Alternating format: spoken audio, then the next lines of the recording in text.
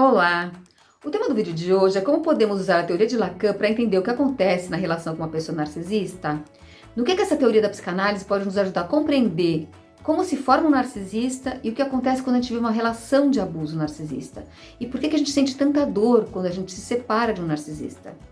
Se você gostar desse vídeo, eu peço que você dê o seu like. Isso ajuda que ele possa chegar até mais pessoas. Para quem ainda não me conhece, meu nome é Valentina Devibud. Eu sou psicóloga clínica especializada em abuso narcisista e atendo pessoas online. Sou fundadora do canal Intimidade Sublime. Se você está me conhecendo agora, eu fico feliz que tenha chegado até aqui. Aqui eu falo sobre narcisismo, como são as relações com pessoas narcisistas e o que você pode fazer para se recuperar e se sentir melhor depois de ter vivido ou estar vivendo uma relação com uma pessoa narcisista. Se você gostar desse tema, não esqueça de fazer sua inscrição no canal e de apertar o sininho para receber os novos vídeos que eu produzo semanalmente. Esse é o 5º vídeo de uma série que eu estou fazendo sobre a dor na separação de um narcisista. Eu pesquisei várias teorias para tentar entender o que acontece nessa relação. Nos vídeos anteriores eu falei sobre o controle coercitivo, a adição ao narcisista, o vínculo traumático, a dissonância cognitiva, a teoria freudiana sobre o narcisismo e hoje eu vou falar do narcisismo e da dor na separação desde o ponto de vista da psicanálise lacaniana. Uma coisa que eu quero destacar é que eu vou falar bastante sobre as hipóteses de como se forma uma pessoa que é um narcisista patológico. Apesar disso, eu não quero que isso sirva em nenhum momento como justificativa para o abuso. Os problemas que levam a que uma pessoa se torne um narcisista não podem servir de desculpas para o sofrimento e para a destruição que eles causam na vida das outras pessoas. Em relação às teorias sobre o narcisismo na psicanálise, há pelo menos 3 diferentes correntes que vão tratar desse tema. A escola de psicanálise francesa, que tem Lacan a sua principal referência, a psicanálise inglesa com Melanie Klein e Winnicott, e a psicanálise estadunidense com Kohut e Kernberg. A base de todas as escolas psicanalíticas são os textos freudianos. No Brasil, as correntes francesa e inglesa são muito conhecidas, mas os trabalhos dos psicanalistas estadunidenses sobre o narcisismo são pouco conhecidos. Nesse vídeo, eu vou falar da visão de Lacan. Para quem tem interesse nas teorias de Lacan, eu recomendo o canal do Christian Dunker. Ele é um ótimo professor da USP que divulga no seu canal as teorias desse autor. Eu vou colocar o link do canal dele aqui na descrição, caso você queira vê-los depois. Os vídeos dele, assim como os textos de Lacan e de Nassio, foram as minhas referências para fazer esse vídeo. Como eu falei no vídeo que eu fiz sobre a teoria de Freud sobre o narcisismo, Freud não considera o narcisismo uma patologia, mas uma fase que acontece em todos nós no nosso processo de constituição como ser humano. Freud, no texto Introdução ao Narcisismo de 1914, considera o narcisismo uma fase intermediária entre o autoerotismo e o amor de objeto. Então, o que é o autoerotismo? É aquele momento inicial em que o bebê, logo ao nascer, se percebe como um corpo fragmentado, quando ele ainda não reconhece que existem outros além dele. Ele não consegue ainda perceber a existência do mundo. Então, essa é a fase anterior ao narcisismo. E a posterior é o amor de objeto. É quando a criança já consegue estabelecer uma relação de amor com quem cuida dela. E entre essas 2 fases é que está a fase do narcisismo. Nessa visão, o bebê, quando nasce, ainda não tem uma noção de eu.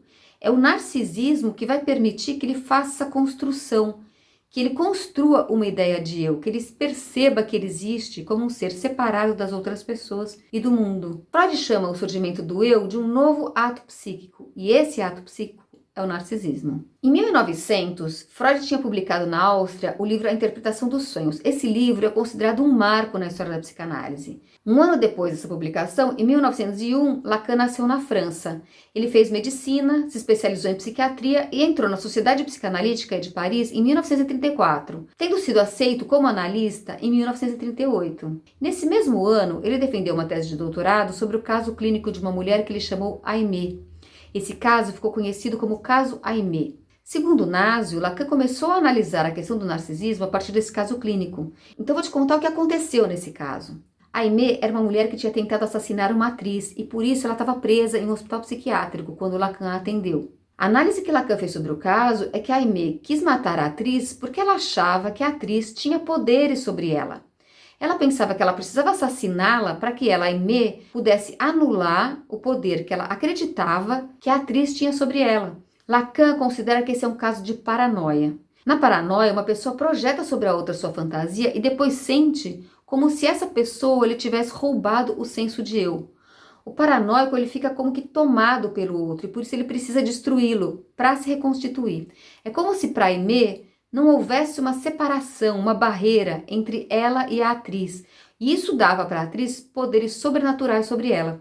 É por isso que ela sentia que ela tinha que destruí-la, para poder recuperar o seu senso de eu. E a gente pode se perguntar, será que acontece alguma coisa parecida com o narcisista? Voltando para Lacan, nesse momento da teoria dele, ele considera que o eu possui uma estrutura paranoica. E o que ele quer dizer com isso?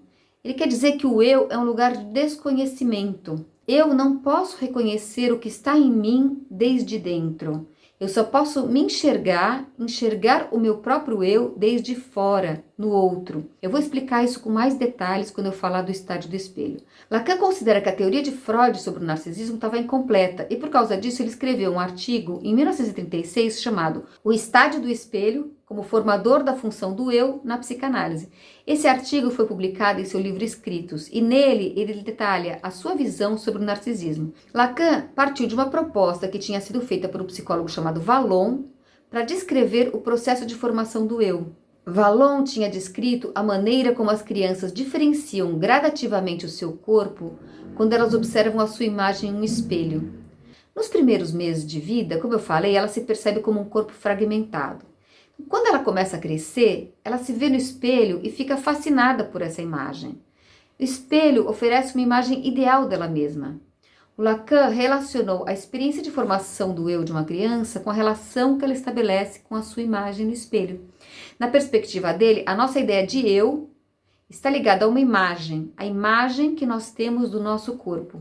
Essa imagem, a gente não pode construí-la internamente, mas externamente, ao nos olharmos desde fora no espelho. É importante ressaltar que o espelho não é apenas objeto concreto que nos espelha, mas o olhar do cuidador sobre a criança. O olhar do outro é o espelho que vai poder refleti-la para dizer quem ela é. A partir da metáfora da relação com o espelho, Lacan vai chamar essa fase de constituição do narcisismo como estádio do espelho.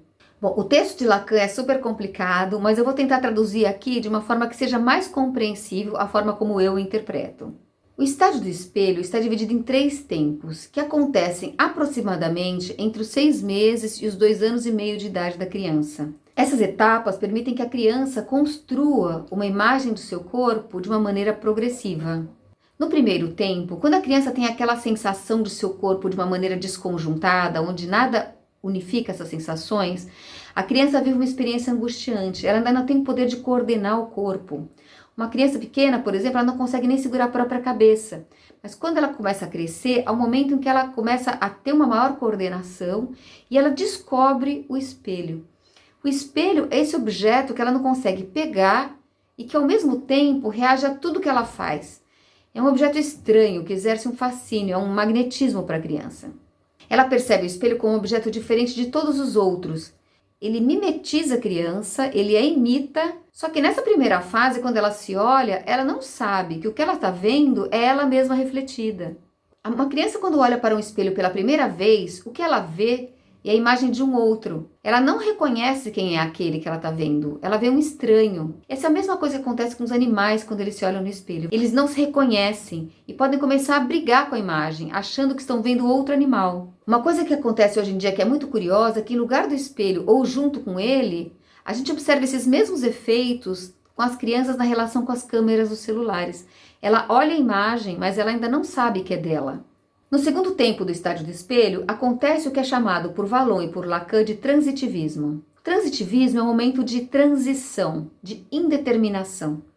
Nessa fase, a criança não sabe se ela está de um lado ou de outro do espelho. Ela vive uma experiência de fragmentação, de ausência de uma unidade entre o corpo e a imagem que ela vê. E esse é um momento de confusão e de surpresa para a criança.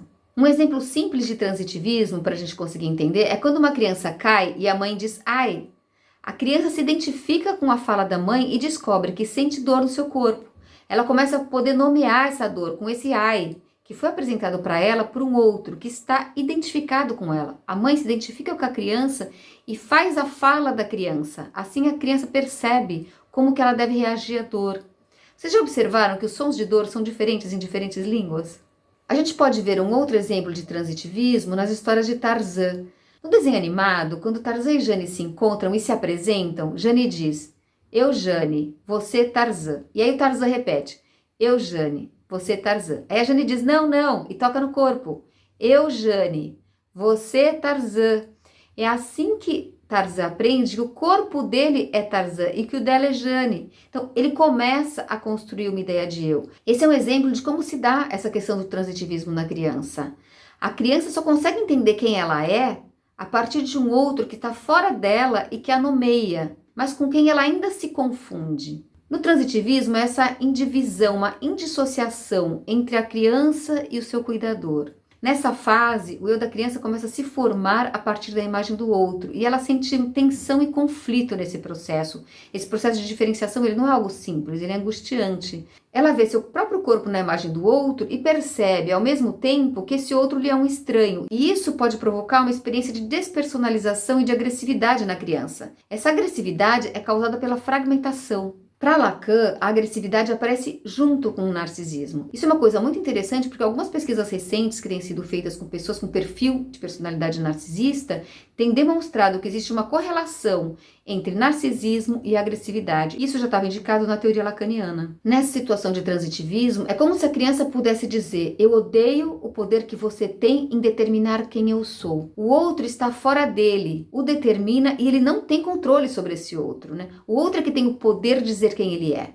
Então, nessa fase de transitivismo, pode acontecer, por exemplo, de uma criança bater na outra e dizer que a outra é que bateu nela. Essa criança não está mentindo, ela está vivendo uma experiência de espelhamento, onde ela não sabe ainda quem é ela e quem é o outro. E esse é um fenômeno que faz parte da constituição do eu, nessa fase em que o eu ainda não se diferenciou do outro, em que ele ainda não conseguiu se constituir completamente. E é nessa fase que o narcisista patológico tem um problema. É aqui que ele fica fixado, ele fica aprisionado, vamos dizer assim. No terceiro tempo do estágio do espelho, quando a criança tem um desenvolvimento normal, ela se dá conta de que o reflexo no espelho é uma imagem e de que essa imagem é a imagem dela mesma. É nesse terceiro tempo que ela percebe o seu corpo de uma forma integrada.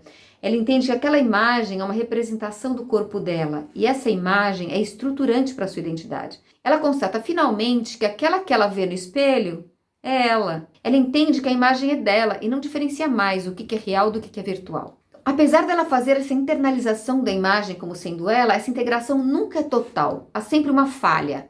Há sempre uma insatisfação em relação a essa imagem. Essa imagem ideal nunca pode ser alcançada. Porque se isso acontecesse, se não houvesse mais nenhum espaço entre a gente e o nosso ideal, entre ela e a imagem idealizada, não seria possível ela sentir desejo. A gente não é completo e perfeito, a gente busca se criar e se construir a partir de uma imagem ideal que é sempre inalcançável. Mas o que acontece no caso de um narcisista patológico? Como que ele se torna um narcisista? O narcisista patológico ele não conseguiu sair da segunda fase do estágio do espelho, do transitivismo.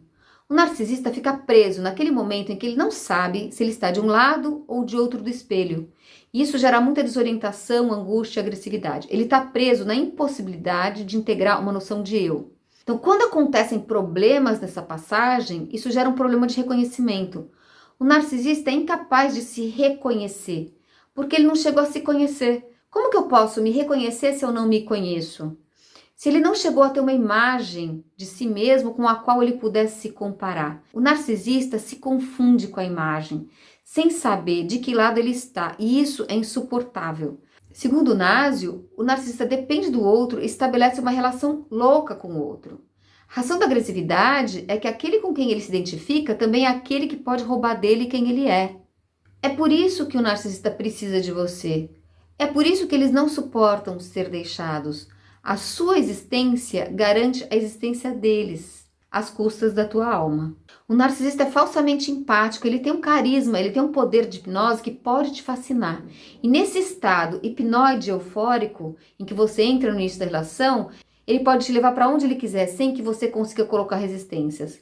Ele pode fazer você viver coisas que você nunca imaginou e nem desejou. É muito perigoso viver essa experiência, porque o narcisista não te considera em nenhum momento. Você não existe para ele, a não ser para satisfazer as necessidades dele. E ele pode te destruir sem nenhuma culpa. Essa relação ela pode te produzir muitos sintomas. Estresse pós-traumático, uma sensação de perda de identidade.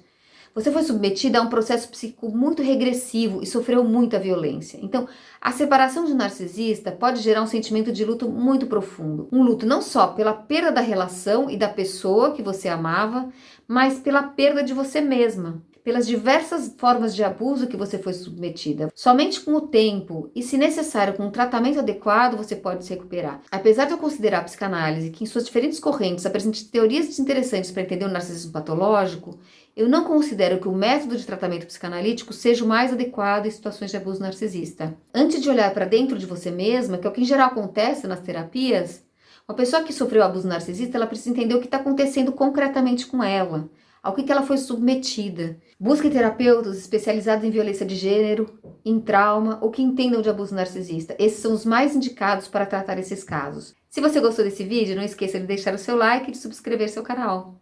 Espero ter ajudado e até a próxima. Tchau!